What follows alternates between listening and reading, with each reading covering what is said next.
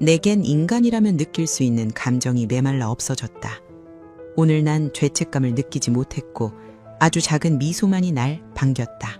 2013년 7월 8일 평범한 19세 카페 알바생이 커터칼 2개를 샀습니다. 작은 칼이 부러지면 큰 칼을 쓰려고. 그 후 그는 용인 신갈동의 한 모텔에서 17세 소녀에게 같이 놀자고 문자를 보냈습니다. 모텔에 도착한 그녀는 16시간 후 29개의 뼈 조각이 되어 있었습니다. 범인은 시신 훼손 사진을 찍어 친구들에게 전송했습니다. 작업 중 내 작품. 대한민국 최연소 무기수가 된 청년의 충격적인 사건. 지금부터 그 끔찍한 진실을 공개합니다. 이야기를 시작하기 전에 무료 버튼인 구독과 좋아요 한 번씩만 눌러주시면 많은 분들이 범죄, 사기 피해를 예방하는 데 큰 도움이 됩니다. 그럼 어메이징 미스터리 지금 바로 시작합니다. 2013년 7월 7일 일요일 무더운 여름밤이었습니다. 성남시 분당구의 한 커피 전문점에서 아르바이트를 마친 19세 청년 심기섭은 평소처럼 퇴근길에 올랐습니다. 이날 저녁 그는 중학교 동창인 최모 씨를 만나기로 했습니다. 오랜만에 만난 두 청년은 함께 시간을 보내기로 했죠. 그들이 선택한 곳은 술집이 아니었습니다. DVD방에 들어가 영화를 감상했고 이어서 당구장으로 자리를 옮겨 당구를 치며 담소를 나눴습니다. 특별할 것 없는 평범한 주말밤의 풍경이었습니다. 19세 청년들이 흔히 즐기는 소소한 일상에 지나지 않았죠. 시간은 어느새 깊은 밤을 넘어 새벽으로 접어들고 있었습니다. 밤샘 놀이에 지친 두 청년은 피로를 느끼기 시작했습니다. 집으로 돌아가기엔 이미 대중교통이 끊긴 시각이었고 택시비를 아끼고 싶었던 그들은 근처에서 잠깐 쉬어가기로 결정했습니다. 새벽 5시 30분경 심기섭과 최모 씨는 용인시 지흥구 신갈동에 위치한 한 모텔로 향했습니다. 그들이 투숙한 곳은 807호였습니다. 모텔 방문을 열고 들어선 두 청년은 잠시 TV를 켜고 이런저런 이야기를 나누다가 곧 잠자리에 들었습니다. 긴 밤을 보낸 후 찾아온 휴식의 시간이었습니다. 이 순간만 해도 누구도 예상할 수 없었습니다. 이곳이 끔찍한 비극의 현장이 될 것이라는 사실을 말입니다. 심기섭, 그는 어떤 청년이었을까요? 겉으로 보기에 그는 평범한 19세 청년에 불과했습니다. 커피 전문점에서 아르바이트를 하며 생활비를 벌고 친구들과 어울려 주말을 보내는 평범한 일상을 살아가고 있었죠. 하지만 그의 과거를 들여다보면 조금 특별한 배경이 있었습니다. 심기섭은 어린 시절 부친을 따라 이란에서 거주한 적이 있었습니다. 낯선 땅에서의 유년기를 보낸 그는 이후 한국으로 귀국했지만 학교 생활에 쉽게 적응하지 못했습니다. 문화적 차이와 연어적 배양벽, 그리고 또래 집단과의 괴리감은 어린 심기섭에게 큰 부담으로 다가왔습니다. 결국 그는 학교를 자퇴하고 다시 재입학하는 과정을 반복하며 불안정한 학창시절을 보냈습니다. 그럼에도 불구하고 심기섭에게는 꿈이 있었습니다. 그는 기타 연주를 무척 좋아했습니다. 여가 시간이면 기타를 들고 멜로디를 연주하며 시간을 보냈죠. 음악에 대한 그의 열정은 단순한 취미를 넘어서는 것처럼 보였습니다. 그리고 그는 언젠가 프랑스로 유학을 가고 싶다는 소망을 품고 있었습니다. 예술의 나라 프랑스에서 자신의 음악적 재능을 펼치고 싶었던 것일까요? 주변 사람들이 본 심기섭은 그저 평범한 청년이었습니다. 조용하고 내성적이며 때로는 자신만의 세계에 빠져있는 듯한 모습을 보이기도 했지만 특별히 위험해 보이거나 폭력적인 성향을 드러내지는 않았습니다. 친구들과 어울리고 아르바이트를 하고 음악을 즐기는 평범한 19세 청년의 모습 그 자체였죠. 하지만 그의 내면 깊은 곳에는 아무도 알지 못하는 어두움이 자리하고 있었습니다. 겉으로 드러나는 평범함 뒤에 숨겨진 그 무언가는 곧 상상조차 할 수 없는 끔찍한 형태로 세상의 모습을 드러내게 됩니다. 2013년 7월 7일 밤 용인시 기흥구 신갈동 모텔 807호에 투숙한 심기섭은 아직 아무것도 저지르지 않은 상태였습니다. 그저 친구와 함께 잠을 청하는 평범한 청년이었을 뿐입니다. 하지만 다음날 오후부터 그의 삶은 그리고 한 소녀의 운명은 돌이킬 수 없는 나락으로 떨어지게 됩니다. 2013년 7월 8일 그날은 대한민국 범죄사에 지울 수 없는 비극으로 기록될 하루의 시작이었습니다. 무더운 여름밤 모텔 807호에는 고요한 정막만이 흐르고 있었습니다. 2013년 7월 8일 월요일 오후 2시 40분경 심기섭이 잠에서 깼습니다. 새벽부터 잠들었던 그는 오후 시간이 되어서야 비로소 눈을 떴습니다. 옆에는 친구 최모 씨가 여전히 잠들어 있었죠. 심기섭은 침대에서 일어나 휴대폰을 집어들었습니다. 화면을 켜고 연락처를 확인하던 그는 어떤 생각을 했던 걸까요? 그는 친구 소개로 알게 된 17세 소녀 김모양에게 같이 놀자며 문자 메시지를 보냈습니다. 김양은 심기섭과 그리 오래 알고 지낸 사이는 아니었습니다. 공통 친구를 통해 최근에 알게 된 사이였죠. 하지만 메시지를 받은 김양은 별다른 의심 없이 만남을 수락했습니다. 여름방학 중이던 17세 소녀에게 친구들과의 만남은 자연스러운 일상이었으니까요. 오후 3시 30분경 김양이 용인시 기운구 신갈동 모텔에 도착했습니다. 800치로 문을 두드리자 심기섭이 문을 열어주었습니다. 방 안에는 최모 씨도 함께 있었죠. 세 사람은 특별한 계획 없이 모텔방에서 TV를 시청하며 시간을 보냈습니다. 평범한 오후의 한때였습니다. 김양은 이 순간이 자신의 생애 마지막 평온한 시간이 될 줄 전혀 알지 못했습니다. 오후 4시경 상황이 조금 바뀌었습니다. 최모 씨가 눈에 불편함을 느끼기 시작했습니다. 결막염 증상이 나타난 것입니다. 눈이 충혈되고 따가운 느낌이 계속되자 최 씨는 병원에 가서 치료를 받기로 결정했습니다. 심기섭은 친구와 함께 병원에 가겠다고 나섰습니다. 나도 같이 갈게. 두 청년은 모텔을 나섰고 김양은 혼자 방에 남았습니다. 병원은 모텔에서 그리 멀지 않은 곳에 위치해 있었습니다. 최 씨는 안과에 들어가 진료를 받기 시작했고 심기섭은 대기실에서 친구를 기다렸습니다. 하지만 그는 오래 기다리지 않았습니다. 얼마 지나지 않아 심기섭은 병원 밖으로 나왔습니다. 그는 인근 마트로 향했습니다. 마트 안으로 들어선 심기섭은 문구 코너와 공구 코너를 둘러보기 시작했습니다. 그의 시선은 날카로운 물건들에 머물렀습니다. 잠시 후 그는 두 가지 물건을 집어들었습니다. 14cm 크기의 대형 공업용 커터칼 하나와 10cm 크기의 소형 커터칼 하나였습니다. 왜 두 개의 칼을 샀을까요? 훗날 수사 과정에서 심기섭은 이렇게 진술했습니다. 작은 칼이 부러지면 큰 칼을 쓰려고 두 개 샀습니다. 이 진술은 무엇을 의미하는 걸까요? 칼이 부러질 정도로 무언가를 할 계획이었다는 뜻입니다. 그것도 작은 칼 하나로는 부족할 만큼 강도 높은 행위를 예상하고 있었다는 의미죠. 이는 우발적인 범죄가 아니라 사전에 치밀하게 계획된 범죄라는 것을 보여주는 결정적인 증거가 되었습니다. 심기섭은 두 개의 커터칼을 계산대로 가져갔습니다. 점원은 아무런 의심 없이 물건값을 받고 비닐봉지에 담아주었습니다. 평범한 손님이 평범한 물건을 구매하는 것처럼 보였을 테니까요. 누가 알았겠습니까? 그 칼들이 몇 시간 후 17세 소녀의 생명을 앗아가는 흉기가 될 줄요. 심기섭은 구매한 커터칼을 주머니에 넣고 마트를 나섰습니다. 그리고 다시 병원으로 돌아왔습니다. 최 씨는 아직 진료 중이었습니다. 심기섭은 아무 일 없었다는 듯 대기실에 앉아 친구를 기다렸습니다. 그의 표정에는 아무런 변화도 없었습니다. 차분하고 평온해 보이기까지 했죠. 진료를 마친 최 씨가 나왔고 두 청년은 함께 모텔로 돌아왔습니다. 모텔 807호 문을 열고 들어서자 김양이 여전히 TV를 보며 기다리고 있었습니다.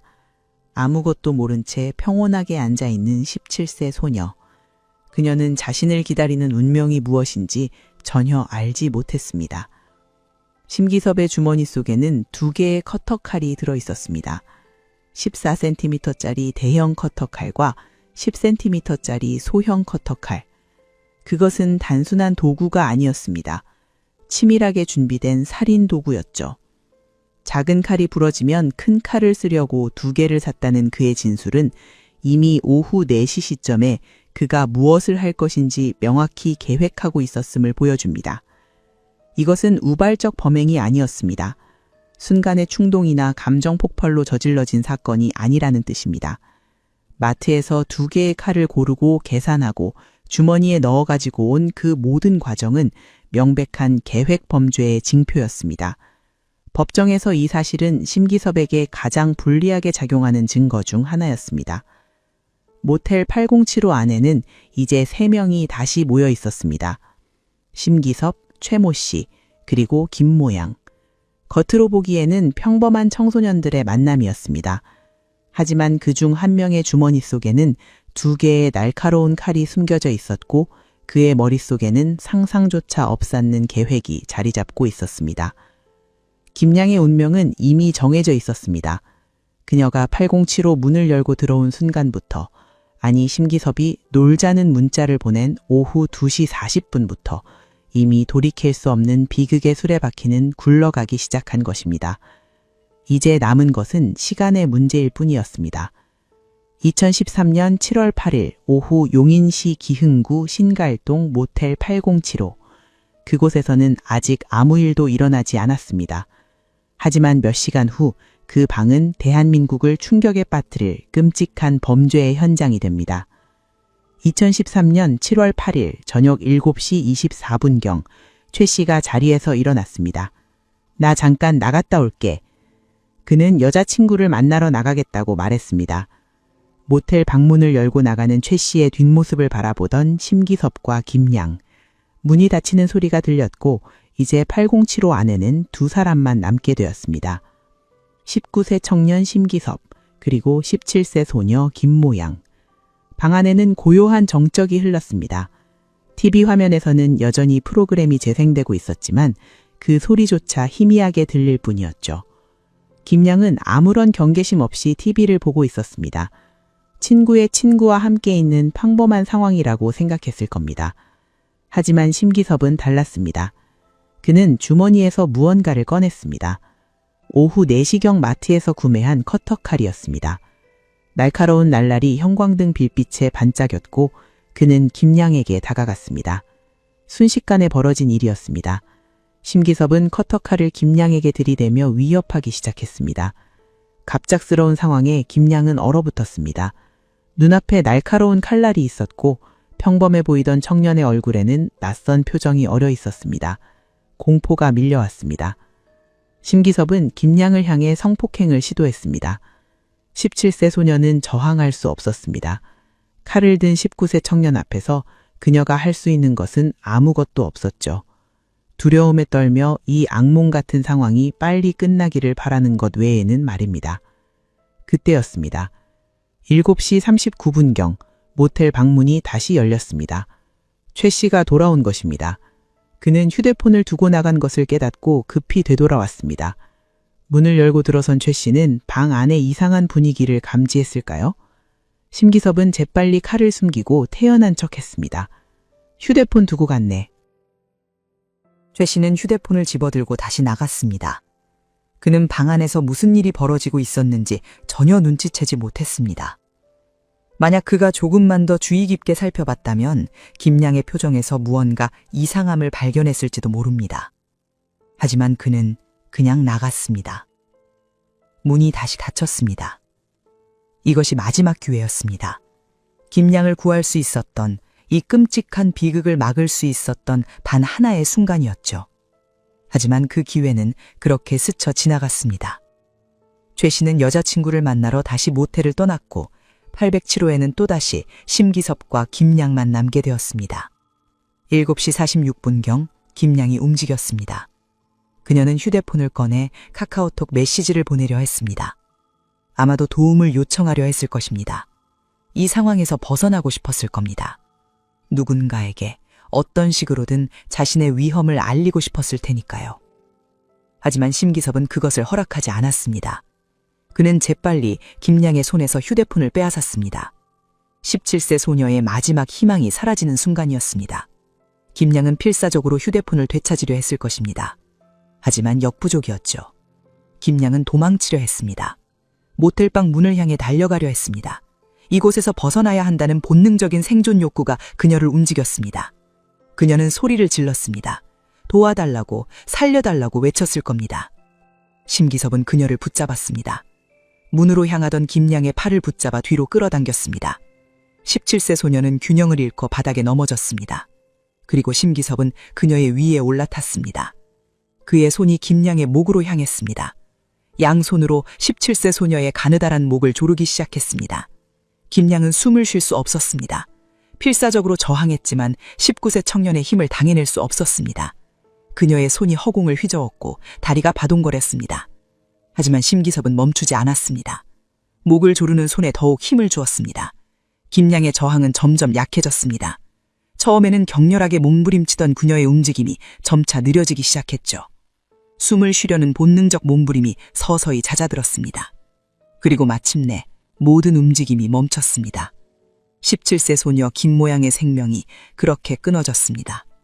2013년 7월 8일 저녁 용인시 기은구 신갈동 모텔 807호에서 일어난 일이었습니다. 여름방학을 맞아 친구들과 만나 즐거운 시간을 보내려 했던 평범한 17세 소녀가 그렇게 생을 마감했습니다. 심기섭은 숨이 끊어진 김양을 내려다보았습니다. 그의 표정에는 어떤 감정이 있었을까요? 후회? 공포? 죄책감? 아니면 아무것도 느끼지 못했을까요? 나중에 그가 SNS에 남긴 글을 보면 그는 이 순간 어떠한 죄책감도 느끼지 못했다고 고백했습니다. 내겐 인간이라면 느낄 수 있는 감정이 메말라 없어졌다. 그가 직접 쓴 문장입니다. 17세 소녀의 생명을 빼앗은 직후 그는 인간으로서 느껴야 할 감정을 전혀 느끼지 못했다고 말했습니다. 이것이 과연 19세 청년이 할 수 있는 말일까요?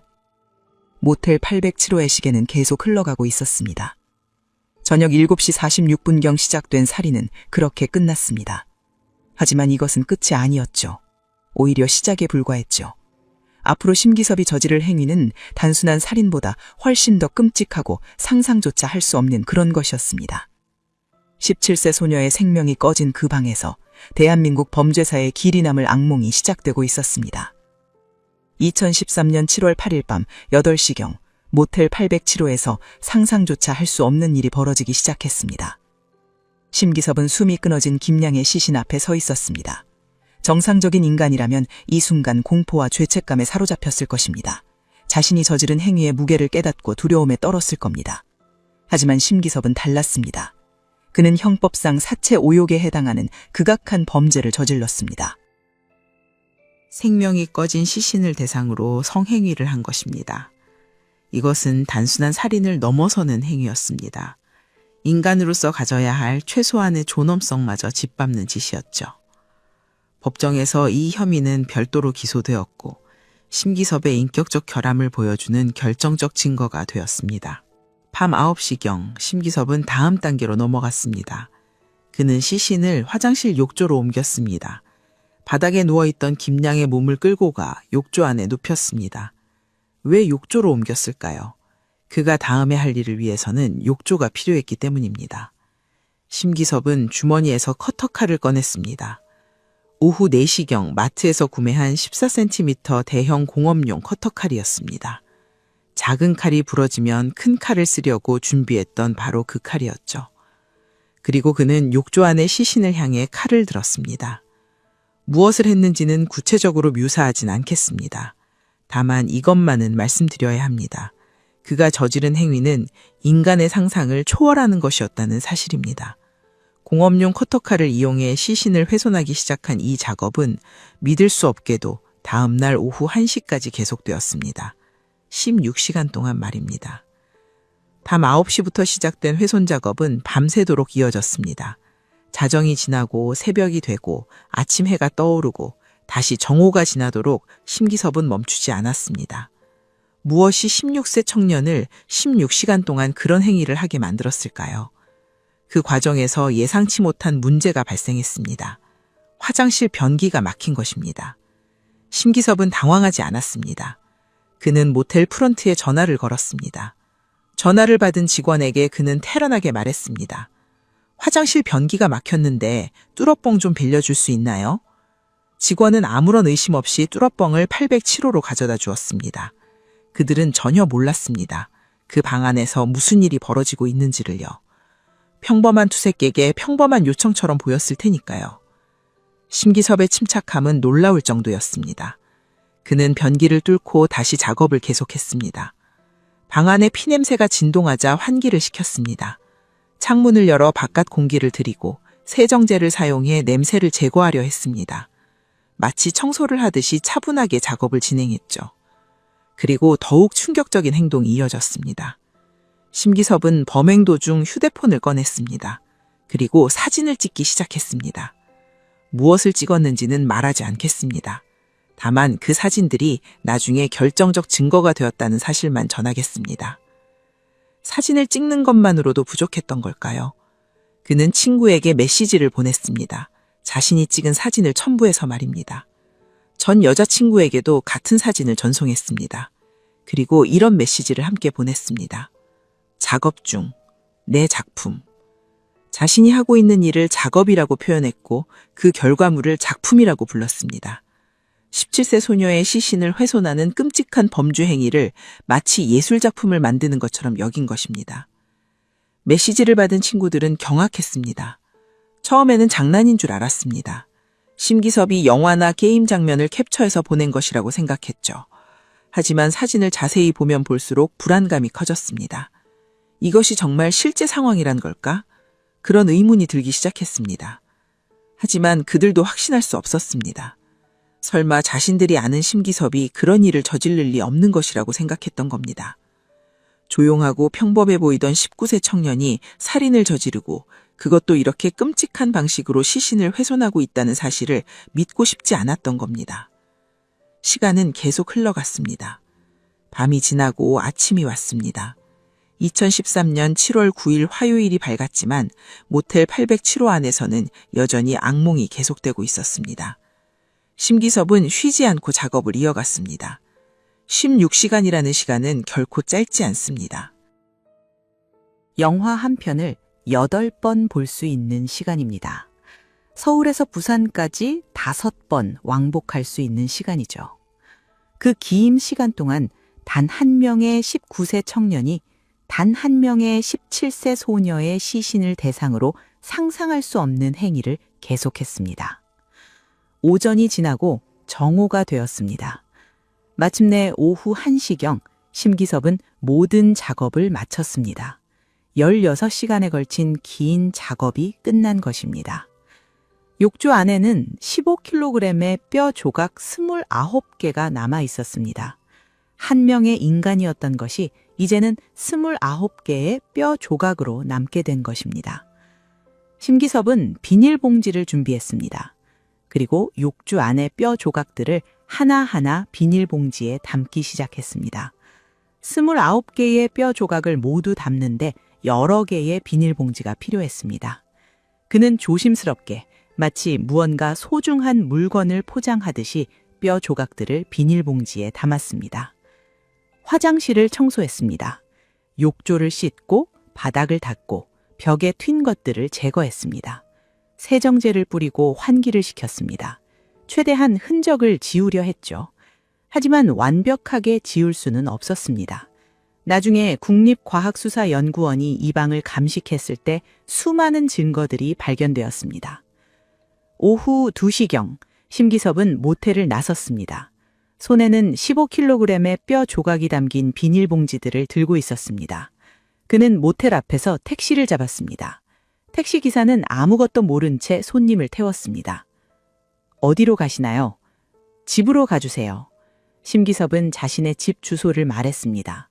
택시는 용인시 기흥구 신갈동 모텔에서 출발해 심기섭의 자택으로 향했습니다. 뒷좌석에는 19세 청년이 앉아 있었고 그의 옆에는 17세 소녀의 유골이 담긴 비닐봉지가 놓여 있었습니다. 택시기사는 끝까지 아무것도 몰랐습니다. 그저 평범한 손님을 집까지 데려다주는 평범한 운행이라고 생각했을 겁니다. 자신의 택시 뒷좌석에 살인사건의 증거물이 실려 있다는 사실을 그 누가 상상이나 했을겠습니까? 오후 2시경 택시가 심기섭의 자택 앞에 도착했습니다. 심기섭은 택시 요금을 지불하고 비닐봉지들을 들고 내렸습니다. 택시가 떠나는 소리가 멀어지고 그는 잠시 주변을 둘러보았습니다. 평범한 주택가의 오후 풍경이었습니다. 사람들은 각자의 일상을 살아가고 있었죠. 15kg의 무게가 손에 느껴졌습니다. 심기섭은 비닐봉지를 들고 집 안으로 들어가지 않았습니다. 대신 집 옆에 있는 컨테이너 박스로 향했습니다. 그곳은 평소 잡동산이나 쓰지 않는 물건들을 보관하는 장소였습니다. 아무도 자주 드나들지 않는 곳이었죠. 컨테이너 박스 문을 열었습니다. 안에는 오래된 물건들이 어지럽게 쌓여 있었습니다. 심기섭은 그 사이 깊숙한 곳에 비닐봉지들을 밀어 넣었습니다. 29개의 뼈 조각이 담긴 비닐봉지들이 컨테이너 박스 안의 어둠 속으로 사라졌습니다. 17세 소녀 김모양의 유골이 그렇게 숨겨진 것입니다. 문을 닫았습니다. 심기섭은 컨테이너 박스에서 나와 집 안으로 들어갔습니다. 마치 아무 일도 없는 것처럼 평온한 얼굴이었습니다. 16시간 동안 끔찍한 범죄를 저지르고 온 사람의 모습이라고는 믿기 어려울 만큼 차분했죠. 집 안에 들어선 심기섭은 무엇을 했을까요? 샤워를 했습니다. 몸에 묻은 것들을 씻어냈습니다. 옷을 갈아입고 거울을 보았습니다. 거울 속 19세 청년의 얼굴은 여전히 평범해 보였습니다. 하지만 그 눈동자 뒤에 무엇이 있는지는 아무도 알 수 없었습니다. 오후 3시가 되었습니다. 심기섭은 휴대폰을 집어들었습니다. 그리고 카카오 스토리 앱을 실행했습니다. SNS에 무언가를 올리려는 것이었습니다. 대부분의 살인범들이 범행 후 도주하거나 증거를 인멸하는 데 급급할 때 그는 SNS에 글을 쓰고 있었습니다. 3시 39분 첫 번째 글이 올라왔습니다. 내겐 인간이라면 느낄 수 있는 감정이 메말라 없어졌다. 충격적인 문장으로 시작된 글이었습니다. 그는 계속해서 타이핑했습니다. 오늘 난 죄책감을 느끼지 못했고 아주 작은 미소만이 날 반겼다. 17살 소녀의 생명을 빼앗고 16시간 동안 시신을 훼손한 후에 쓴 글이었습니다. 그는 죄책감을 느끼지 못했다고 고백했습니다. 오히려 아주 작은 미소가 자신을 반겼다고 표현했죠. 이것이 과연 정상적인 인간의 반응일까요? 하지만 심기섭은 여기서 멈추지 않았습니다. 그는 피해자를 향한 글까지 남겼습니다. 이미 세상을 떠난 17살 소녀 김모양을 향해 이런 문장을 썼습니다. 지옥에 가고 싶었다. 그리고 이어서 더욱 충격적인 말을 덧붙였습니다. 마지막 순간까지 눈빛이 두렵지 않다는 걸 확실하게 해줘서 고맙다. 이것은 조롱이었습니다. 자신의 손에 목숨을 잃어간 17살 소녀를 그 마지막 순간을 비웃는 글이었습니다. 두려움에 떨며 죽어갔을 소녀에게 고맙다는 말을 건넨 것입니다. 글의 어조는 놀라울 정도로 평온했습니다. 살인자라고는 믿기 힘든 차분한 문체였습니다. 마치 일기를 쓰듯 에세이를 쓰듯 담담하게 자신의 심경을 토로하고 있었죠. 감정의 기복도 없었고 흥분된 기색도 없었습니다. 그저 덤덤하게 사실을 기록하는 것처럼 보였습니다. 이 글을 본 사람들은 어떤 반응을 보였을까요? 처음에는 대부분 농담이나 허세로 받아들였습니다. 설마 19세 청년이 정말로 그런 끔찍한 일을 저질렀을 리 없다고 생각했죠. SNS에는 종종 과장되거나 허구의 내용이 올라오곤 하니까요. 하지만 일부 사람들은 불안감을 느꼈습니다. 글의 내용이 너무나 구체적이었기 때문입니다. 단순한 허세치고는 너무 생생했고 농담치고는 너무 섬뜩했습니다. 혹시 이것이 진짜는 아닐까? 그런 의구심이 들기 시작했죠. 심기섭은 왜 이런 글을 올렸을까요? 자신이 저지른 범죄를 자랑하고 싶었던 걸까요? 아니면 누군가에게 자신의 내면을 드러내고 싶었던 걸까요? 혹은 단순히 관심을 받고 싶었던 걸까요? 그 정확한 심리는 알 수 없습니다. 하지만 한 가지는 분명합니다. 이 글은 범죄 심리학적으로 매우 특이한 사례라는 점입니다. 대부분의 범죄자들은 자신의 범행을 숨기려 합니다. 증거를 없애고 알리바이를 만들고 도주 경로를 확보하는 데 집중하죠. 하지만 심기섭은 정반대의 행동을 했습니다. SNS에 자신의 범행을 암시하는 글을 올렸습니다. 물론 직접적으로 나는 살인을 저질렀다고 쓰지는 않았습니다. 하지만 글의 내용은 누가 봐도 무언가 끔찍한 일이 벌어졌음을 암시하고 있었습니다. 죄책감을 느끼지 못했다는 표현, 지옥에 가고 싶었다는 말, 마지막 순간까지 눈빛이라는 구절. 이 모든 것이 살인을 가리키고 있었죠. 심기섭은 글을 올린 후 무엇을 했을까요? 휴대폰을 내려놓고 평범한 일상으로 돌아갔습니다. TV를 켜고 음악을 듣고 아무렇지 않게 시간을 보냈습니다. 컨테이너 박스에는 17살 소녀의 유골이 숨겨져 있었고 SNS에는 범행을 암시하는 글이 올라가 있었지만 그는 태연했습니다. 이 모든 것이 심기섭의 이상한 심리 상태를 보여줍니다. 정상적인 인간이라면 범행 후 극심한 스트레스와 불안에 시달렸을 것입니다. 자신이 저지른 일에 무게에 짓눌려 제대로 숨도 쉬기 힘들었을 겁니다. 하지만 심기섭은 오히려 아주 작은 미소를 지었다고 말했습니다. 이것은 공감 능력의 결여를 의미합니다. 다른 사람의 고통을 이해하지 못하고 생명의 가치를 느끼지 못하는 상태였던 것입니다. 17살 소녀가 얼마나 두려웠을지, 그 가족들이 얼마나 슬퍼할지 전혀 생각하지 못했던 겁니다. 오직 자신의 감정, 자신의 경험만이 중요했던 것이죠. 오후 3시 39분에 올라간 그 글은 나중에 결정적 증거물이 되었습니다. 수사기관이 심기섭의 SNS를 분석했을 때 이 글은 그가 범행 족후 어떤 심리 상태였는지를 보여주는 명백한 증거물이었습니다. 법정에서도 이 글은 여러 차례 인용되었고 그의 반인륜적 성향을 입증하는 자료로 활용되었습니다. 2013년 7월 9일 오후 심기섭의 집 옆 컨테이너 박스에는 17살 소녀의 유골이 숨겨져 있었습니다. 그리고 그의 SNS에는 평온한 어조로 쓰인 끔찍한 고백이 올라가 있었습니다. 세상은 아직 이 사건에 대해 전혀 알지 못했습니다. 하지만 곧, 아주 곧 모든 것이 드러나게 됩니다. 2013년 10월 9일 저녁, 심기섭의 친구 김모 씨는 불안한 마음을 떨쳐낼 수 없었습니다. 전날 밤 심기섭으로부터 받은 메시지가 계속 머릿속을 맴돌았습니다. 그 기괴한 사진들과 함께 온 작업 중 내 작품이라는 문구. 처음에는 장난이라고 생각했지만 시간이 지날수록 불안감이 커졌습니다. 설마 진짜는 아니겠지. 하지만 그 설마가 자꾸만 흔들렸습니다. 사진 속 내용이 너무 생생했기 때문입니다. 영화나 게임 장면이라고 하기에는 뭔가 이상했습니다. 그리고 오늘 오후 심기섭이 SNS에 올린 글을 보고 나서는 더 이상 견딜 수가 없었습니다. 내겐 인간이라면 느낄 수 있는 감정이 메말라 없어졌다. 이런 글을 올릴 사람이 정상일 리 없었습니다. 김 씨는 심기섭에게 연락을 취하기로 결정했습니다. 직접 만나서 확인해야겠다고 생각했죠. 혹시 무슨 일이 있는 건 아닌지 심기섭의 상태를 확인해야 했습니다. 김 씨는 심기섭에게 만남을 제안했습니다. 심기섭은 흔쾌히 응했습니다. 거부하거나 회피하지 않았습니다. 오히려 평소처럼 자연스럽게 약속 장소와 시간을 정했죠. 마치 아무 일도 없었던 것처럼 말입니다. 약속 시간이 다가왔습니다. 심기섭은 집을 나서 약속 장소로 향했습니다. 버스 정류장에서 버스를 기다리다가 버스에 올라 창밖을 바라보며 이동했습니다. 평범한 일상의 한 장면이었습니다.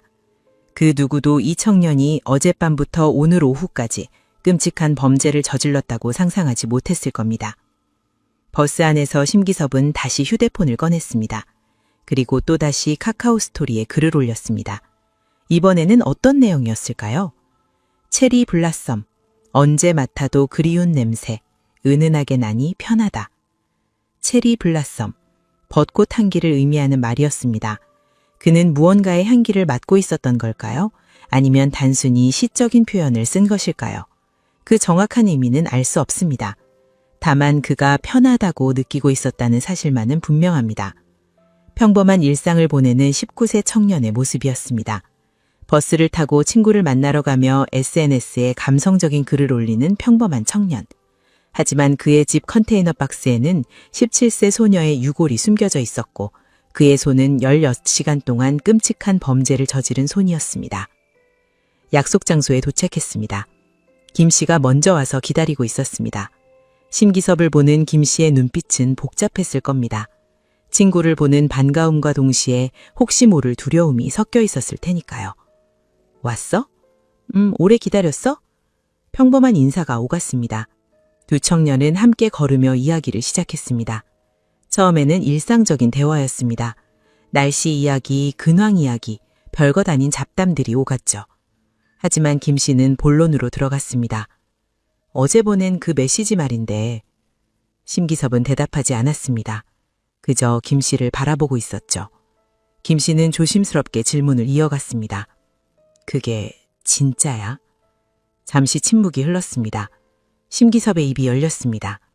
그리고 그는 모든 것을 털어놓기 시작했습니다. 자신이 어제 무엇을 했는지, 어떻게 했는지, 왜 했는지 담담한 목소리로 차근차근 설명했습니다. 김 씨는 믿을 수 없는 표정으로 심기섭을 바라보았습니다.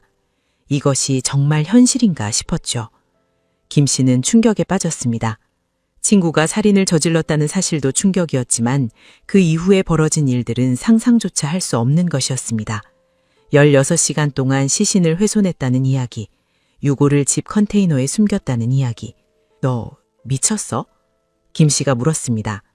하지만 심기섭의 표정에는 변화가 없었습니다. 오히려 담담했습니다. 자신이 저지른 일을 담담하게 설명하는 그의 모습은 정상적인 인간의 반응이 아니었습니다. 김 씨는 심기섭을 설득하기 시작했습니다. 자수해. 지금이라도 경찰서에 가서 다 털어놓아. 하지만 심기섭은 쉽게 대답하지 않았습니다. 그는 망설이는 것 같았습니다. 자수를 해야 한다는 것은 알지만 선뜻 결정을 내리지 못하는 모습이었죠. 김 씨는 계속해서 설득했습니다. 이대로 가면 더 큰일 나. 지금이라도 자수하면 그나마 낫지 않겠어? 심기섭은 친구의 말을 들으며 고민했습니다. 시간이 흘렀습니다. 둘 사이에는 무거운 침묵만이 흘렀죠. 김 씨는 끈질기게 자수를 권유했고 심기섭은 그 말을 듣고 있었습니다. 해가 지고 저녁이 되었습니다. 두 청년은 여전히 함께 있었습니다. 김 씨는 심기섭을 혼자 보낼 수 없었습니다. 혹시 도주하거나 다른 일을 저지르지는 않을까 걱정되었기 때문입니다. 심기섭도 김 씨 곁을 떠나지 않았습니다. 오후 6시 28분 심기섭이 다시 휴대폰을 꺼냈습니다. 그리고 SNS에 마지막 글을 올렸습니다. 오늘따라 마음이 편하다. 미움도 받겠지만 편하게 가자. 이 글은 무엇을 의미하는 걸까요? 편하게 가자는 표현은 아마도 자수를 결심했다는 의미였을 것입니다. 친구의 설득을 받아들이고 이제 경찰서에 가기로 마음먹은 것이죠. 미움도 받겠지만 이라는 문구도 의미심장합니다. 자신이 저지른 일이 얼마나 끔찍한지 사람들이 자신을 얼마나 증오할지 알고 있었다는 뜻입니다. 하지만 그럼에도 편하다고 표현했습니다. 죄책감보다는 오히려 짐을 내려놓는다는 안도감 같은 것을 느꼈던 걸까요? 시간은 계속 흘러갔습니다. 저녁이 지나고 밤이 되었습니다. 김 씨와 심기섭은 여전히 함께 있었습니다. 자수하기로 결심은 했지만 쉽게 발걸음이 떨어지지 않았던 것 같습니다. 심기섭은 머뭇거렸고 김 씨는 계속해서 용기를 북돋아 주었습니다. 밤 11시가 넘었습니다. 자정이 가까워지고 있었습니다. 7월 9일이 끝나가고 7월 10일이 시작되려고 하고 있었죠. 그때 심기섭이 입을 열었습니다. 경찰서에 가자. 김 씨는 안도의 한숨을 내쉬었습니다. 드디어 심기섭이 결심을 굳힌 것입니다. 두 청년은 용인 동부경찰서로 향했습니다. 2013년 7월 12일 새벽 0시 30분경이었습니다. 용인 동부경찰서 정문이 보였습니다. 심기섭은 잠시 발걸음을 멈추고 경찰서 건물을 바라보았습니다. 이 문을 들어서면 모든 것이 끝난다는 것을 알고 있었을 겁니다. 자유로운 삶은 이것이 마지막이라는 것을 말이죠. 하지만 그는 들어갔습니다. 김 씨와 함께 경찰서 안으로 걸어 들어간 심기섭은 당직 경찰관에게 말했습니다. 제가 살인을 저질렀습니다. 경찰관들은 처음에는 믿지 않았습니다. 19세 청년이 새벽에 나타나 살인을 자백하다니 술에 취하거나 정신이 이상한 사람이라고 생각했을 겁니다. 하지만 심기섭의 차분한 태도와 구체적인 진술을 듣고 나서는 상황이 심각하다는 것을 깨달았습니다. 수사가 시작되었습니다.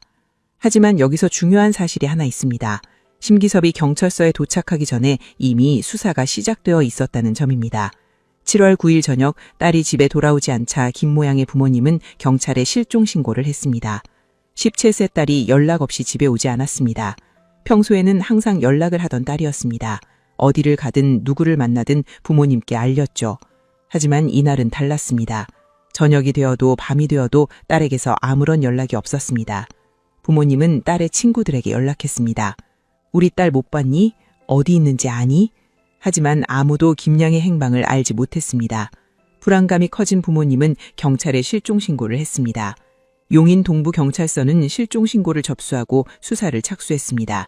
그러니까 심기섭이 자진 출석했을 때는 이미 수사가 진행 중이었던 것입니다. 이것이 법적으로 중요한 의미가 있습니다. 수사가 시작되기 전에 스스로 나타나 범행을 자백하면 자수로 인정됩니다. 자수는 형을 감경받을 수 있는 사유가 되죠. 하지만 수사가 이미 시작된 후에 나타나면 자진 출석일 뿐입니다. 심기섭의 경우는 후자였습니다. 김양 부모님의 실종 신고로 이미 수사가 시작된 상태에서 그가 나타났기 때문에 법적으로는 자수가 아닌 자진 출석으로만 인정되었습니다. 따라서 자수에 따른 형 감경 혜택을 받을 수 없었죠. 새벽 0시 30분 용인 동부경찰서 조사실에는 불이 켜졌습니다. 19세 청년 심기섭의 진술이 시작되었고 대한민국을 충격에 빠뜨릴 끔찍한 사건의 전모가 서서히 드러나기 시작했습니다. 새벽 시간 동안 심기섭의 진술은 계속되었습니다. 경찰관들은 그의 말을 듣고 또 들었습니다. 처음에는 믿기 어려웠던 내용들이 점점 구체적으로 드러나면서 이것이 실제로 일어난 일이라는 확신이 들기 시작했습니다. 심기섭은 자신이 무엇을 했는지 상세하게 설명했습니다. 유골을 어디에 숨겼는지도 말했습니다. 집 옆 컨테이너 박스에 있습니다. 그리고 일부는 모텔 정화조에. 경찰은 즉시 증거 확보에 나섰습니다. 수사팀이 심기섭의 자택으로 향했고 또 다른 팀은 용인시 기흥구 신갈동 모텔로 출동했습니다. 새벽부터 긴급하게 움직이는 경찰의 모습에 주변 주민들도 무슨 일인가 싶어 창밖을 내다보았습니다. 심기섭의 자택에 도착한 수사팀은 컨테이너 박스로 향했습니다. 문을 열자 안에서 비닐봉지들이 발견되었습니다. 심기섭의 진술대로였습니다. 경찰관들은 조심스럽게 비닐봉지를 수거했습니다. 안에는 29개의 뼈조각이 들어있었습니다. 총 무게 15kg, 한 명이 인간이었던 17세 소녀의 유골이었습니다. 집안 수색도 이루어졌습니다. 심기섭의 방에서 장롱을 열었을 때 그곳에서도 일부 유골이 발견되었습니다. 그는 컨테이너 박스에만 숨긴 것이 아니라 자신의 방 장롱 안에도 일부를 보관하고 있었던 것입니다. 이것이 의미하는 바는 무엇일까요? 모텔로 간 수사팀도 작업을 시작했습니다. 807호는 이미 다른 손님이 사용하고 있었지만 경찰은 긴급하게 객실을 폐쇄하고 현장 감식에 착수했습니다. 화장실 정화조를 뚫어보니 그곳에서도 뼈조각들이 발견되었습니다. 심기섭이 변기를 통해 일부를 버렸던 것입니다. 국립과학수사연구원 감식팀이 투입되었습니다. 모텔 807호 방 전체가 증거 확보 대상이 되었습니다. 특수약품을 뿌리자 육안으로는 보이지 않던 혈흔 반응이 나타나기 시작했습니다. 침대, 벽, 화장실, 욕조, 바닥 곳곳에서 혈흔이 검출되었습니다. 아무리 청소를 해도 완전히 지울 수는 없었던 것입니다. 심기섭이 세정제를 뿌리고 환기를 시키며 흔적을 지우려 했지만 과학수사 앞에서는 무용지물이었습니다. 16시간 동안 그 좁은 공간에서 벌어진 일의 흔적들이 하나하나 드러났습니다. 수사는 빠르게 진행되었습니다. 심기섭의 휴대폰도 압수되었습니다. 그가 친구들에게 보냈던 끔찍한 사진들이 그대로 남아 있었습니다. 작업 중 내 작품이라는 메시지와 함께 전송된 사진들은 그의 범행을 입증하는 결정적 증거가 되었습니다. SNS 계정도 분석되었습니다. 카카오 스토리에 올라간 글들이 모두 확보되었습니다. 내겐 인간이라면 느낄 수 있는 감정이 메말라 없어졌다. 오늘 난 죄책감을 느끼지 못했고 아주 작은 미소만이 날 반겼다. 지옥에 가고 싶었다. 마지막 순간까지 눈빛이 두렵지 않다는 걸 확실하게 해줘서 고맙다. 는 글들이 모두 증거로 채택되었습니다. 7월 10일 낮에 사건이 언론에 보도되기 시작했습니다. 용인 모텔에서 19세 청년이 17세 소녀 살해 후 시신 훼손. 뉴스 속보가 터져 나왔습니다. 사건의 잔혹성이 알려지면서 전국이 충격에 휩싸였습니다. 단순한 살인이 아니라 16시간 동안 시신을 훼손했다는 내용에 사람들은 경악했습니다. 용인 동부경찰서 앞에는 취재진이 몰려들었습니다. 카메라를 든 기자들이 경찰서 입구를 둘러쌌습니다. 그들이 기다렸던 것은 바로 용의자 심기섭의 모습이었습니다. 어떤 얼굴을 하고 있을까? 어떤 표정을 짓고 있을까? 심기섭이 호송되는 장면이 카메라에 잡혔습니다. 수갑을 찬 19세 청년의 모습이었습니다. 기자들이 일제히 질문을 쏟아냈습니다. 왜 죽였습니까? 심기섭이 대답했습니다. 도망가려 해서 죽였습니다. 그의 목소리는 담담했습니다. 감정의 기복이 없었죠. 또 다른 질문이 이어졌습니다. 왜 시신을 훼손했습니까? 내가 살려고 시신을 훼손했습니다. 자신이 살기 위해 시신을 훼손했다는 대답이었습니다. 증거를 인멸하기 위해서였단 뜻이겠죠. 하지만 16시간이나 걸린 훼손 작업이 단순히 증거인멸만을 목적으로 했다고 보기는 어려웠습니다. 언론 보도가 계속되면서 여론이 들끓기 시작했습니다. 인터넷 커뮤니티마다 이 사건에 대한 글이 올라왔습니다. 사람들은 분노했습니다. 어떻게 19세 청년이 이런 끔찍한 짓을 저지를 수 있느냐고 외쳤습니다. 처벌을 강화해야 한다는 목소리가 높아졌습니다. 7월 12일 현장 검증이 실시되었습니다. 경찰은 심기섭을 데리고 범행 현장인 용인시 기흥구 신갈동 모텔로 향했습니다. 범행을 재현하고 정확한 경위를 확인하기 위해서였죠. 하지만 문제가 있었습니다. 현장에 시민들이 몰려든 것입니다. 200여 명의 분노한 시민들이 모텔 앞에 모여 있었습니다.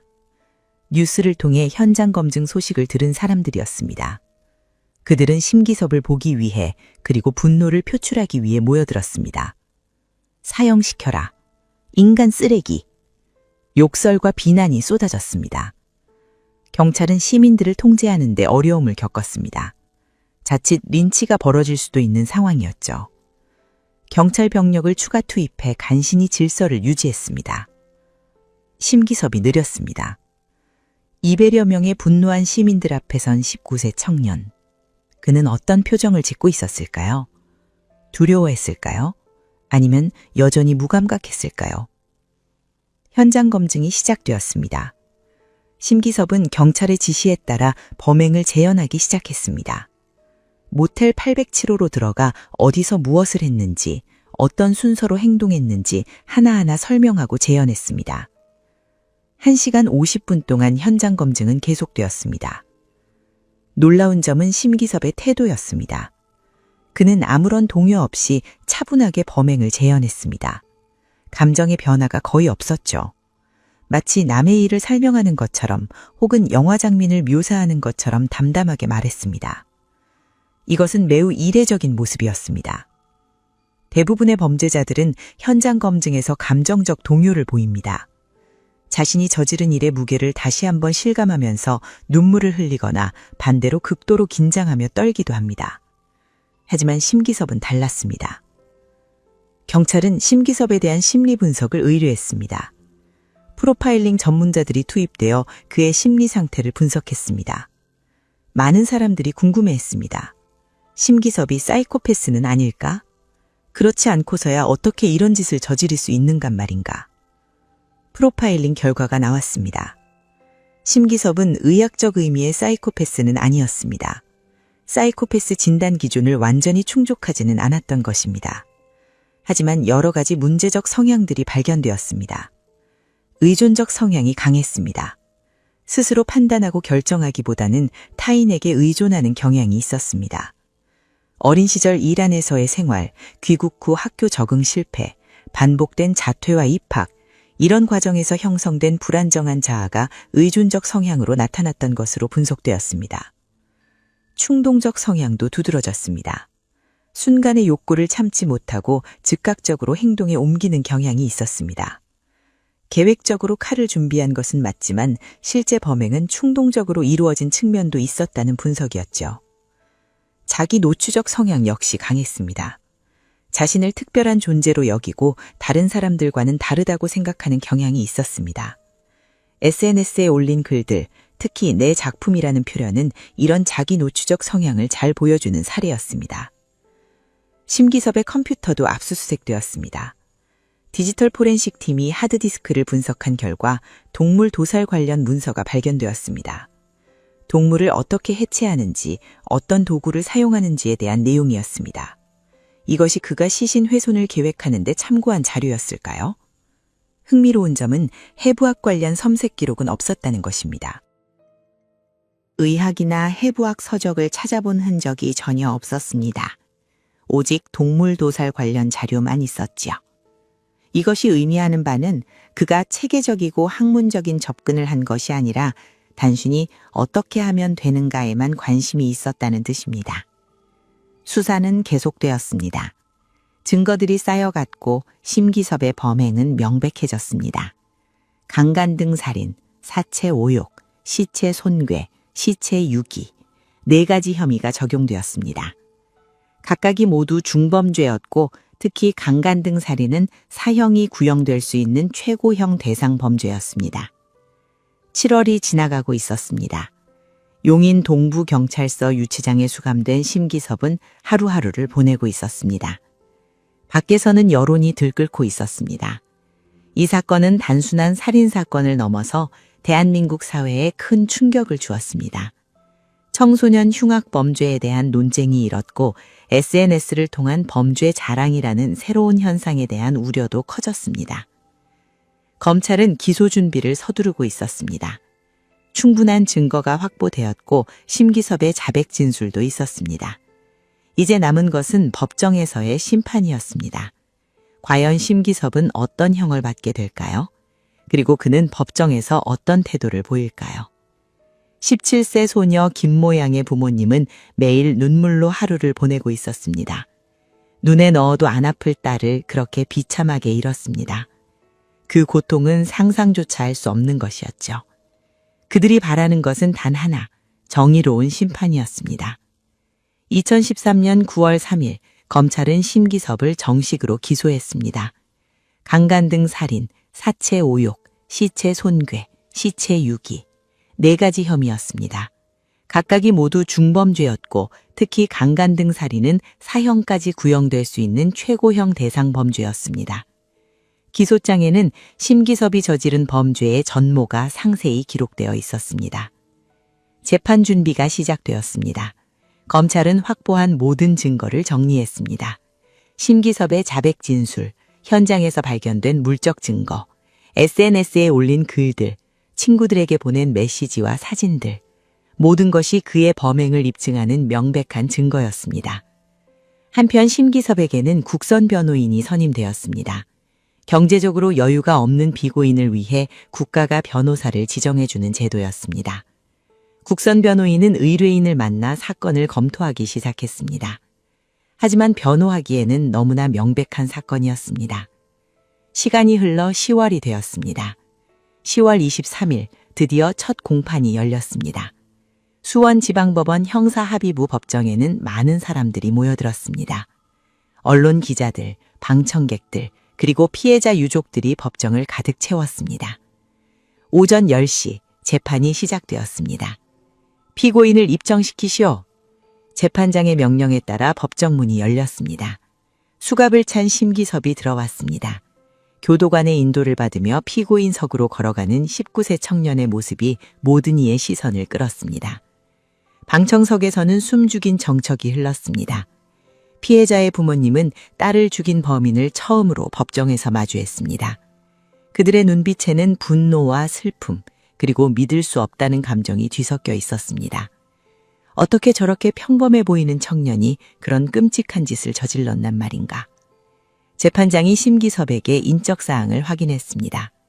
피고인은 성명이 심기섭, 생년월일이. 심기섭은 담담하게 대답했습니다. 목소리에는 떨림이 없었습니다. 마치 일상적인 행정 절차를 밟는 것처럼 침착했죠. 이런 태도는 방청석의 유족들을 더욱 분노하게 만들었습니다. 검사가 일어나 기소 내용을 낭독하기 시작했습니다.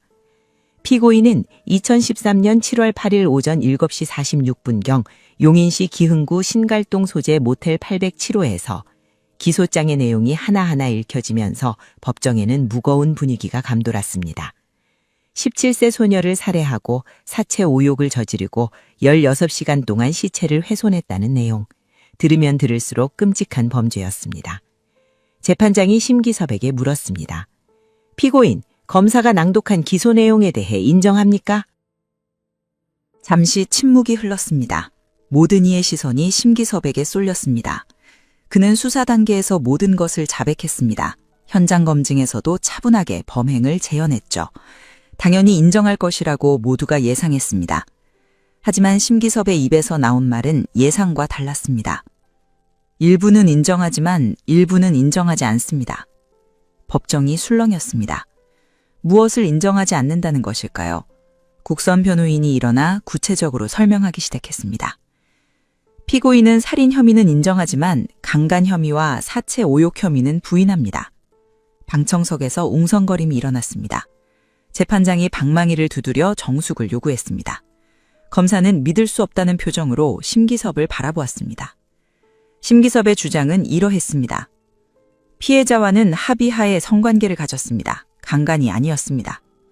수사 단계에서는 커터칼로 위협하며 성폭행을 시도했다고 자백했던 그가 이제 와서 합의였다고 주장한 것입니다. 이미 세상을 떠난 17세 소녀는 반박할 수 없었습니다. 오직 심기섭의 일방적 주장만이 법정에 울려 퍼졌습니다. 사체 오욕도 하지 않았습니다. 이건 역시 거짓말이었습니다. 수사 과정에서 그는 사체 오욕 사실을 인정했고 관련 증거도 있었습니다. 하지만 법정에서는 태연하게 부인했습니다. 더 놀라운 주장이 이어졌습니다. 커터칼은 자살하려고 산 것입니다. 제가 자살하려고 하자 피해자가 말렸습니다. 그 과정에서 우발적으로 피해자가 사망했습니다. 자살용으로 칼을 샀다는 주장이었습니다. 그런데 왜 2개의 칼을 샀을까요? 왜 크기가 다른 2개를 구매했을까요? 수사 단계에서는 작은 칼이 부러지면 큰 칼을 쓰려고 라고 진술했으면서 이제 와서 자살용이었다고 주장하는 것입니다. 검사가 반박했습니다. 피고인은 수사 단계에서 명확히 자백했습니다. 커터칼로 피해자를 위협하며 성폭행을 시도했고 피해자가 도망치려 하자 목을 졸라 살해했다고 진술했습니다. 심기섭은 고개를 저었습니다. 수사 과정에 강압이 있었습니다. 제대로 진술하지 못했습니다. 강압이 있었다는 주장이었습니다. 하지만 수사 과정은 모두 녹화되어 있었고 변호인의 참여하에 이루어졌습니다. 강압의 증거는 어디에도 없었습니다. 방청석의 피해자 유족들은 분노를 참을 수 없었습니다. 거짓말쟁이! 뻔뻔하기는! 욕설이 터져나왔습니다. 재판장이 방망이를 두드리며 경고했습니다. 방청객은 정숙하시기 바랍니다. 다시 한번 소란을 피우면 퇴정 조치하겠습니다. 하지만 유족들의 분노는 쉽게 가라앉지 않았습니다. 딸을 잃은 슬픔도 모자라 법정에서 거짓말로 딸을 모욕하는 것을 보고 참을 수 있는 부모가 어디 있겠습니까?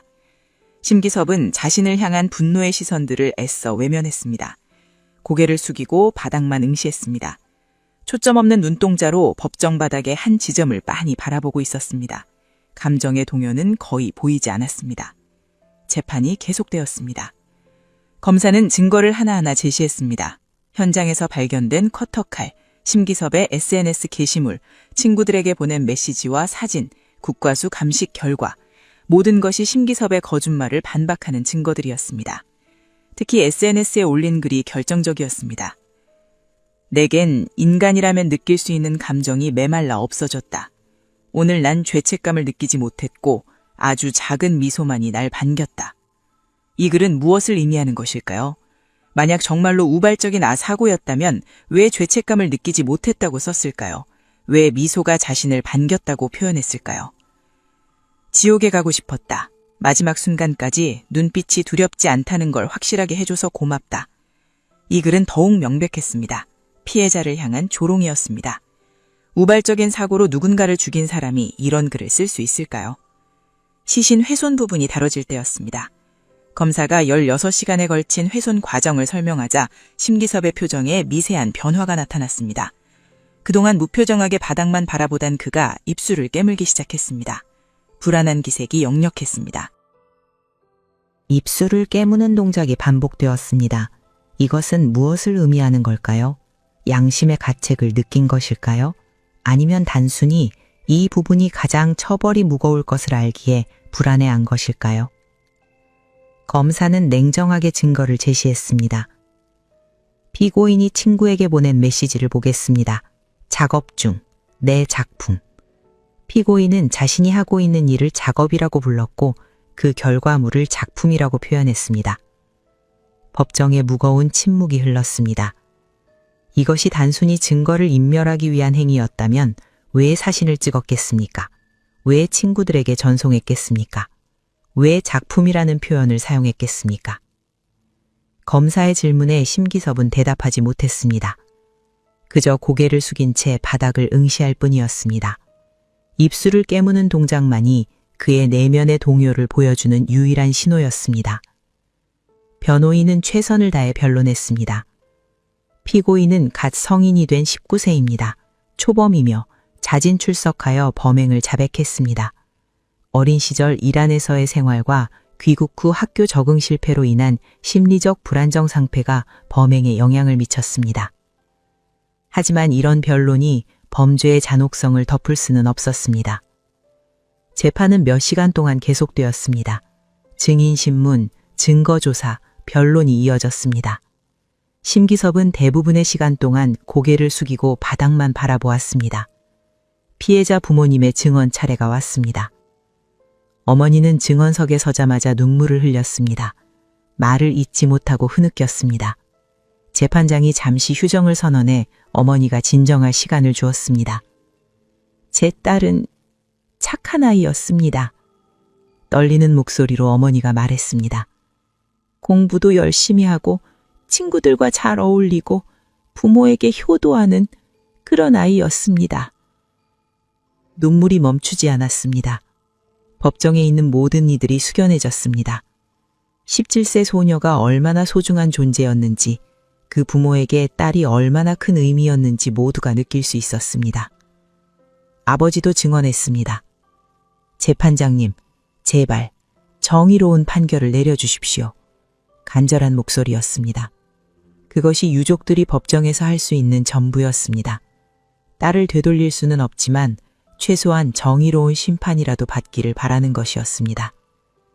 첫 공판은 그렇게 끝났습니다. 재판장은 다음 공판 기일을 정하고 패정을 선언했습니다. 심기섭이 교도관의 인도를 받으며 법정을 나갔습니다. 수갑찬 손, 구부정한 어깨, 바닥을 향한 시선. 19세 청년의 뒷모습이 법정 문 밖으로 사라졌습니다. 방청석의 사람들도 하나둘 자리를 떠났습니다. 피해자 부모님은 한참을 그 자리에 앉아 있었습니다. 눈물을 닦고 다시 흘리고 또 닦았습니다. 17세 딸을 잃은 부모의 슬픔은 어떤 말로도 표현할 수 없는 것이었습니다.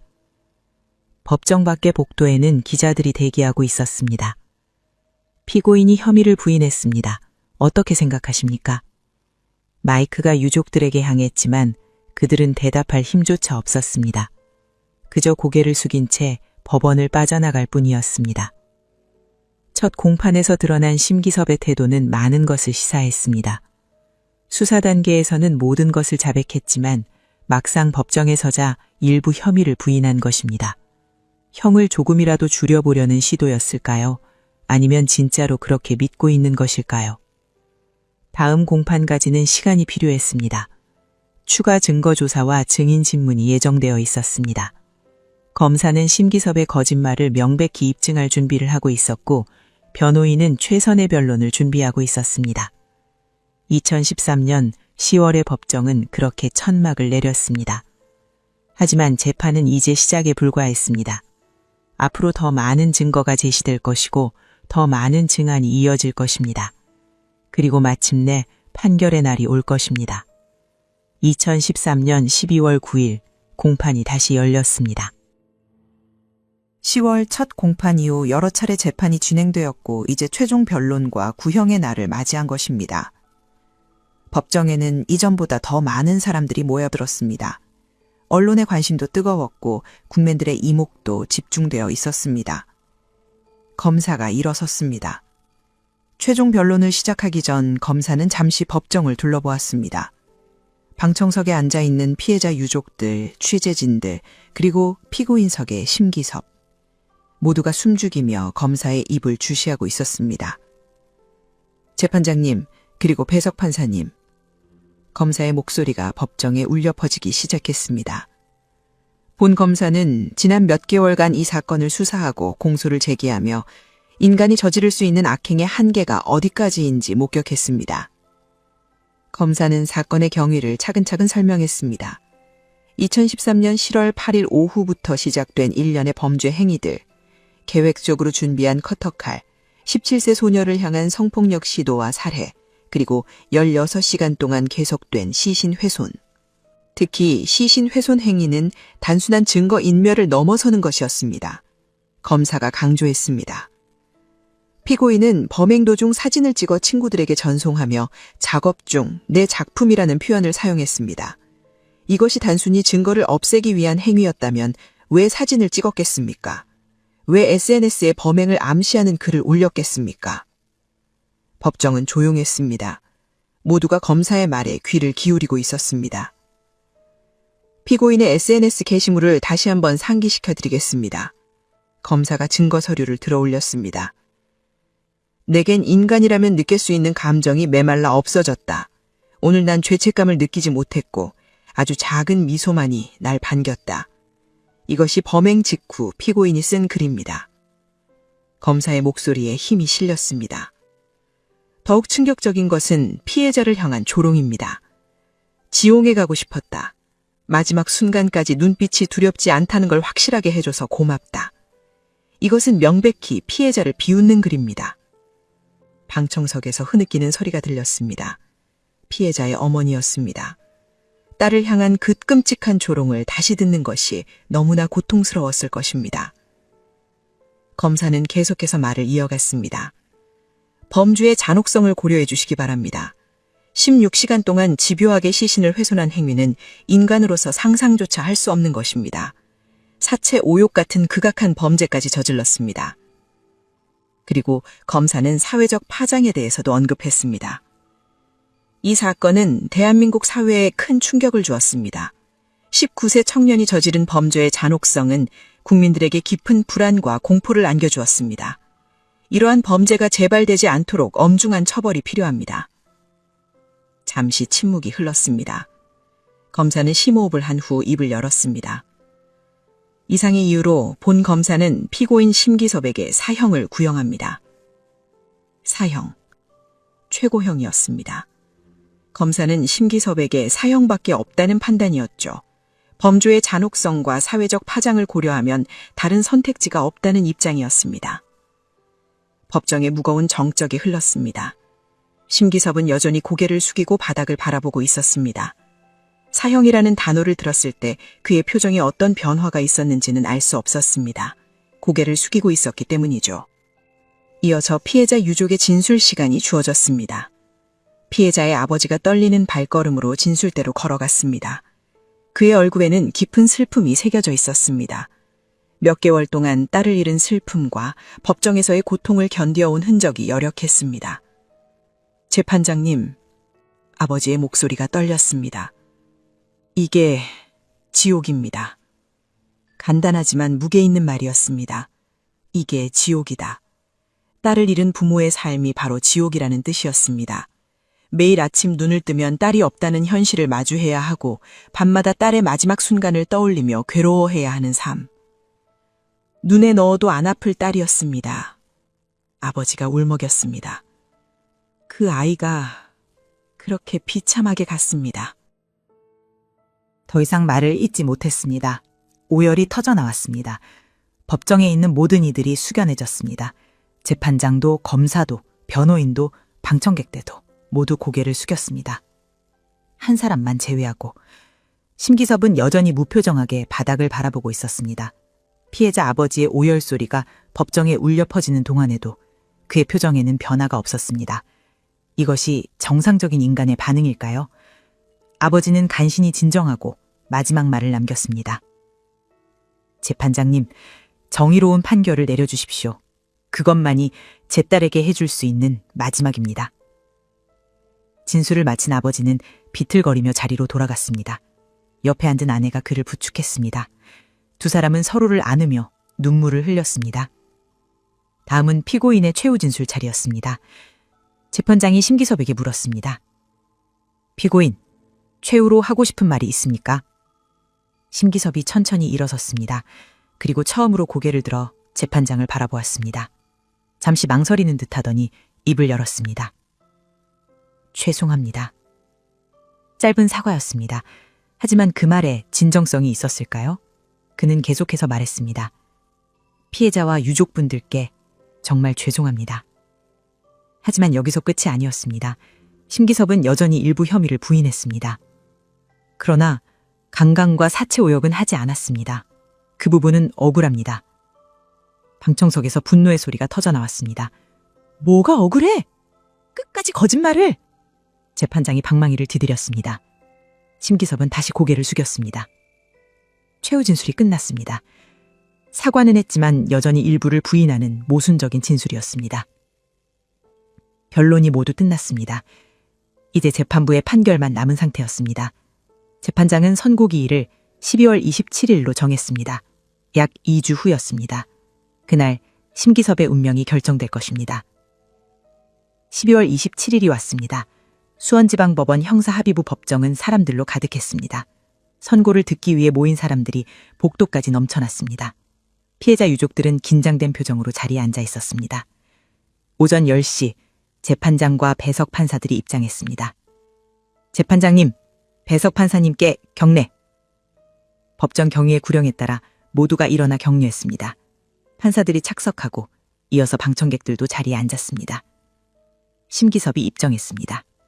숫갑을 찬 그는 피고인석으로 걸어가 섰습니다. 표정은 여전히 무덤덤했지만 손가락이 미세하게 떨리고 있었습니다. 긴장하고 있다는 신호였습니다. 재판장이 판결문을 펼쳤습니다. 2013 고합 382호 강간 등 살인, 사체 오역, 시체 곤개, 시체 유기 사건에 대한 판결을 선고하겠습니다. 법정에 깊은 정적이 흘렀습니다. 모든이 숨을 죽였습니다. 재판장이 판결문을 읽기 시작했습니다. 피고인의 범행은 극히 잔인무도합니다. 17세 소녀를 살해한 것도 모자라 16시간 동안 집요하게 시신을 훼손했습니다. 재판장의 목소리는 단호했습니다. 사체 오역 등 극악한 범죄까지 저질렀습니다. 이는 인간으로서의 최소한의 동엄성마저 짓밟은 행위입니다. 피고인이 주장한 부인 내용에 대해서도 판단이 내려졌습니다.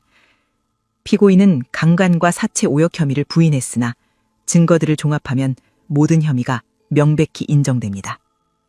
강간 등 살인, 사체 오역, 시체 곤개, 시체 유기, 4가지 혐의 모두 유죄였습니다. 참작할 사정이 전혀 없습니다. 재판장이 강조했습니다. 피고인이 범행 후 SNS에 올린 글들을 보면 죄책감을 전혀 느끼지 못했다고 스스로 고백했습니다. 피해자를 조롱하는 글까지 올렸습니다. 방청석의 유족들은 눈물을 흘리며 판결문을 듣고 있었습니다. 검사는 사형을 구형했습니다. 재판장이 말했습니다. 법정의 모든 시선이 재판장에게 쏠렸습니다. 과연 사형이 선고될 것인가? 그러나 재판장이 말을 이었습니다. 피고인은 갓 성인이 된 19세입니다. 초범이며 자진 출석하여 범행을 자백했습니다. 심기섭에게 유리한 사정들이 언급되기 시작했습니다. 교화 가능성을 완전히 배제할 수는 없다고 판단됩니다. 방청석에서 실망의 한숨이 새어나왔습니다. 사형이 아니라는 뜻이었습니다. 따라서 재판부는 피고인에게 사형 대신 무기징역을 선고합니다. 무기징역. 사형은 아니었지만 2번째로 무거운 형이었습니다. 평생을 교도소에서 보내야 한다는 의미였죠. 추가로 위치 추적 전자장치 부착 30년을 명합니다. 전자발찌를 30년간 착용해야 한다는 뜻이었습니다. 신상정보 공개 10년을 명합니다. 심기섭의 신상정보가 10년간 공개될 것이었습니다. 재판장은 판결문 마지막 부분을 읽었습니다. 본 재판부는 특별히 다음 사항을 판결문에 부기합니다. 중요한 내용이 추가되는 듯 했습니다. 피고인의 가석방 심사 시에는 본 사건의 사회적 충격과 재범 위험성을 반드시 고려해야 합니다. 이것은 경고였습니다. 무기징역이지만 가석방을 쉽게 허용해서는 안 된다는 재판부의 메시지였습니다. 심기섭이 교도소에서 나오는 것을 최대한 어렵게 만들려는 장치였죠. 이상 선고를 마칩니다. 판결이 끝났습니다. 방청석에서는 복잡한 반응이 나왔습니다. 사형을 기대했던 사람들은 실망했고, 그래도 무기징역이 선고되어 다행이라고 생각하는 사람들도 있었습니다. 피해자 유족들은 눈물을 흘렸습니다. 아버지는 고개를 떨구고 있었고 어머니는 흐느끼고 있었습니다. 사형이 아닌 것에 대한 실망도 있었지만 그래도 무기징역이라는 중형이 선고된 것에 대한 안도감도 있었을 것입니다. 심기섭은 무표정하게 서 있었습니다. 무기징역이라는 선고를 들었지만 특별한 반응을 보이지 않았습니다.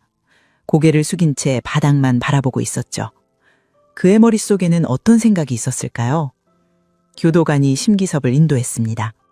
쑥갑찬 손으로 피고인석을 떠나 법정 문 쪽으로 걸어갔습니다. 그의 뒷모습을 바라보는 사람들의 시선은 복잡했습니다. 분노, 안도, 실망, 슬픔이 뒤섞여 있었습니다. 법정 문이 닫혔습니다. 심기섭의 모습이 사라졌습니다. 19세 청년에게 무기징역이라는 중형이 선고된 역사적인 순간이었습니다. 그는 당시 최연소 무기수가 되었습니다. 2013년 12월 27일 이날의 판결로 1심은 종결되었습니다.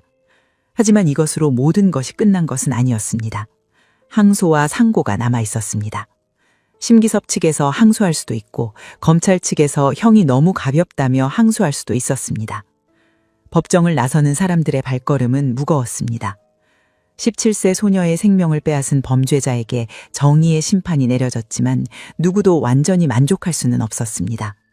잃어버린 생명은 되돌릴 수 없었고 유족의 슬픔은 영원히 지속될 것이기 때문입니다. 1심 판결이 선고된 후 심기섭은 항소했습니다. 무기징역에 만족할 수 없었던 것일까요? 아니면 여전히 일부 혐의를 부인하고 싶었던 것일까요? 어쨌든 사건은 2심으로 넘어갔습니다. 항소심 재판부는 다시 한번 사건을 검토하기 시작했습니다. 검찰도 가만히 있지 않았습니다. 1심에서 사형이 아닌 무기징역이 선고된 것에 대해 검찰 역시 불복했습니다. 범죄의 잔혹성을 고려하면 사형이 마땅하다는 입장이었죠. 쌍방 항소가 이루어진 것입니다. 항소심이 진행되었습니다. 하지만 결과는 1심과 달라지지 않았습니다. 항소심 재판부도 1심 판결이 적정하다고 판단했습니다. 무기징역, 위치 추적 전자장치 부착 30년, 신상정보 공개 10년, 모든 것이 그대로 유지되었습니다. 심기섭 측은 다시 상고했습니다. 마지막 기회였습니다. 대법원에서 판결이 뒤집히지 않으면 모든 것이 확정되는 것이었죠. 검찰도 사형을 구하며 상고를 진행했습니다. 사건은 대한민국 최고법원인 대법원으로 올라갔습니다. 2014년 시간이 흘렀습니다. 심기섭은 구치소에서 재판 결과를 기다리고 있었습니다. 그의 일상은 단조로웠습니다. 좁은 독방에서 하루하루를 보내며 가끔 면회를 받고 재판 준비를 하는 것이 전부였습니다. 밖에서는 여전히 이 사건이 화제였습니다. 언론은 계속해서 사건을 보도했고 인터넷 커뮤니티에서는 논쟁이 이어졌습니다. SNS를 통한 범죄 자랑이라는 새로운 현상에 대한 우려가 커졌고 청소년 흉악범죄 처벌 수위에 대한 논쟁도 뜨거웠습니다. 일부에서는 신상 공개를 둘러싼 논란도 일었습니다. 심기섭의 얼굴과 이름이 언론을 통해 공개되면서 이것이 적절한지에 대한 의견이 갈렸습니다. 19세 청년의 신상을 공개하는 것이 과연 정당한가? 하지만 반대편에서는 이 정도로 끔찍한 범죄를 저지른 사람의 신상은 당연히 공개되어야 한다고 주장했습니다. 제2의 오원춘 사건이라는 표현이 등장했습니다. 2012년 발생한 오원춘 사건과 비교되었습니다. 잔혹한 살인과 시신훼손이라는 공통점 때문이었죠. 두 사건 모두 대한민국 사회에 큰 충격을 주었고 범죄사의 끔찍한 기억으로 남게 되었습니다. 드디어 2014년 8월 20일이 왔습니다. 대법원의 최종 판결이 선고되는 날이었습니다. 이날의 결정으로 모든 것이 확정될 것이었습니다. 심기섭의 운명이 완전히 결정되는 순간이었죠. 대법원 1부는 심기섭의 상고를 기각했습니다. 상고를 기각한다. 짧고 간결한 판결이었습니다. 1심과 2심의 판단이 정당하다는 것이 대법원의 결론이었습니다. 심기섭에게 무기징역을 선고한 것은 적절한 판단이라는 뜻이었죠. 검찰의 상고도 기각되었습니다. 사형이 아닌 무기징역도 적정하다는 판단이었습니다. 대법원은 1심 재판부가 언급한 사유들, 즉 갓 성인이 된 초범이며 교화 가능성을 완전히 배제할 수 없다는 점을 인정한 것입니다. 이것으로 모든 재판이 끝났습니다. 심기섭에게 무기징역과 위치 추적 전자장치 부착 30년, 신상정보 공개 10년이 확정되었습니다. 더 이상 뒤집을 방법은 없었습니다. 이것이 최종 결론이었고 심기섭은 이 형을 받아들여야 했습니다. 19세에 무기징역을 선고받은 청년. 심기섭은 당시 최연소 무기수가 되었습니다. 대한민국 교정 역사상 가장 어린 나이에 무기징역을 선고받은 사람 중 하나가 된 것입니다. 이것은 불명예스러운 기록이었습니다. 무기징역은 평생형을 의미합니다. 법적으로는 20년 복역 후 가석방 심사를 받을 수 있지만 실제로 가석방이 허가되는 경우는 드뭅니다. 특히 심기섭의 경우 1심 판결문에 가석방 심사 시 사회적 충격과 재범 위험성을 반드시 고려해야 한다는 문구가 명시되어 있었습니다. 이것은 무엇을 의미할까요? 심기섭이 교도소 밖으로 나오는 것을 최대한 어렵게 만들겠다는 법원의 의지였습니다. 20년 후 가석방 심사를 받는다 해도 승인될 가능성이 극히 낮다는 뜻이었죠. 사실상 평생을 교도소에서 보내야 할 가능성이 높았습니다. 전자발찌 30년도 부과되었습니다. 만약 기적적으로 가석방이 된다 해도 그로부터 30년간은 전자발찌를 착용해야 합니다. 위치가 실시간으로 추적되고 특정 장소 출입이 제한되며 야간 외출도 통제를 받습니다. 자유로운 삶은 사실상 불가능한 것이었습니다. 신상정보 공개 10년, 심기섭의 얼굴, 이름, 나이, 주소 등이 10년간 성범죄자 알림이 사이트에 공개됩니다. 누구나 그의 신상을 확인할 수 있게 되는 것입니다. 이건 역시 사회 복귀를 어렵게 만드는 요소였습니다. 심기섭은 교도소로 이송되었습니다. 구치소에서 교도소로 옮겨진 그는 무기수 생활을 시작했습니다. 제한된 활동, 규칙적인 일과 이것이 그의 남은 인생이 될 것이었습니다. 피해자 유족들은 어땠을까요? 대법원 판결로 모든 재판이 끝났다는 소식을 들었을 때 그들은 어떤 감정을 느꼈을까요? 안도감? 실망감? 아니면 여전히 채워지지 않는 공허함이었을까요? 딸은 돌아오지 않았습니다. 아무리 무거운 형이 선고되어도 17세 소녀는 다시 살아 돌아올 수 없었습니다. 유족들의 삶은 영원히 바뀌어 버렸습니다. 매일 아침 눈을 뜨면 딸이 없다는 현실과 마주해야 했고 밤마다 딸의 마지막 순간을 떠올리며 괴로워해야 했습니다. 이 사건이 남긴 것은 무엇이었을까요? 17세 소녀의 억울한 죽음이었습니다. 한 명의 평범한 청소년이 여름방학을 맞아 친구를 만나러 갔다가 끔찍한 범죄의 희생자가 된 비극이었습니다.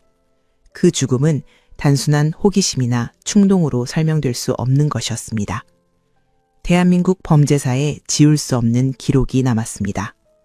2013년 용인 모텔 살인 사건, 19세 청년이 저지른 끔찍한 범죄, 16시간에 걸친 시신 훼손, SNS를 통한 범행 자랑, 이 모든 것이 하나의 사건으로 기록되었습니다.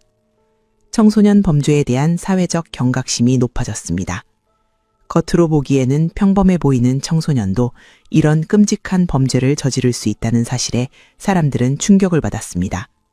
가정교육, 학교교육, 사회 시스템 전반에 대한 반성의 목소리가 나왔습니다. SNS와 범죄의 관계에 대한 논의도 시작되었습니다. 심기섭처럼 SNS의 범행을 암시하거나 자랑하는 사례가 늘어나면서 이에 대한 대책이 필요하다는 지적이 나왔습니다. 디지털 시대의 새로운 범죄 양상에 대한 연구가 필요했습니다. 하지만 가장 중요한 것은 따로 있었습니다. 17세 소녀를 기억하는 것입니다. 그녀는 단순한 통계의 숫자가 아니었습니다. 꿈과 희망을 가진 한 명의 인간이었습니다. 부모에게는 눈에 넣어도 안 아플 딸이었고 친구들에게는 소중한 동료였습니다. 그녀의 이름은 가명으로 처리되었지만 그녀의 존재는 잊혀져서는 안 됩니다. 2013년 7월 8일 용인시 기흥구 신갈동 모텔 807호에서 생을 마감한 17세 소녀. 그녀가 얼마나 두려웠을지, 얼마나 도움을 간절히 바랐을지 우리는 상상조차 할 수 없습니다. 심기섭은 지금도 교도소 어딘가에 있습니다. 무기수로서 하루하루를 보내고 있습니다. 그는 자신이 저지른 일에 대해 진정으로 반성하고 있을까요? 아니면 여전히 감정이 메말라 있을까요? 그것은 아무도 알 수 없습니다. 2014년 8월 20일 대법원의 판결로 모든 것이 확정되었습니다. 심기섭에게는 평생의 감옥살이가, 피해자 유족에게는 평생의 슬픔이, 그리고 대한민국 사회에는 잊을 수 없는 비극이 남았습니다.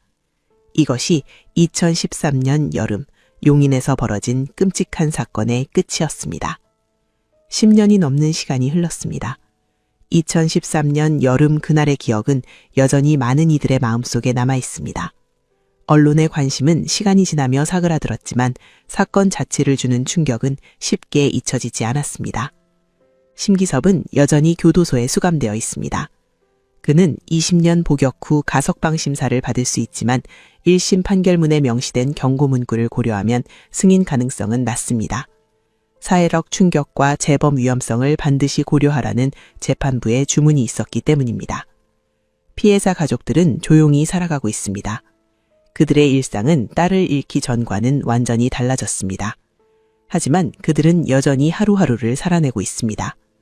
잃어버린 딸을 가슴에 품고 그리움과 함께 세월을 보내고 있습니다. 이 사건은 우리에게 무엇을 말해주고 있을까요? 인간 내면에 존재할 수 있는 어둠에 대한 경고일까요? 아니면 사회 안전망의 중요성을 일깨우는 교훈일까요? 혹은 단순히 우리가 얼마나 취약한 존재인지를 보여주는 사례일까요? 한 가지 분명한 것은 있습니다. 17세 소녀의 죽음은 결코 의미 없는 것이어서는 안 된다는 점입니다. 그녀의 비극이 다시는 반복되지 않도록 우리 사회가 더욱 안전해지도록 노력해야 합니다. 평범해 보이는 일상 속에서도 위험은 도사리고 있습니다. 믿었던 사람이 갑자기 변할 수도 있고 안전하다고 생각했던 장소가 위험할 수도 있습니다. 항상 경각심을 가지고 자신과 주변 사람들의 안전을 생각해야 합니다. 2013년 7월 8일 용인시 기흥구 신갈동 모텔 807호 그곳에서 벌어진 비극은 절대 잊어서는 안 될 사건으로 기억되고 있습니다. 17세 소녀의 억울한 죽음, 19세 청년이 저지른 끔찍한 범죄, 그리고 남겨진 사람들의 평생에 걸친 고통. 여러분은 어떻게 생각하시나요? 끝까지 시청해 주셔서 감사합니다. 지금까지 어메이징 미스터리였습니다.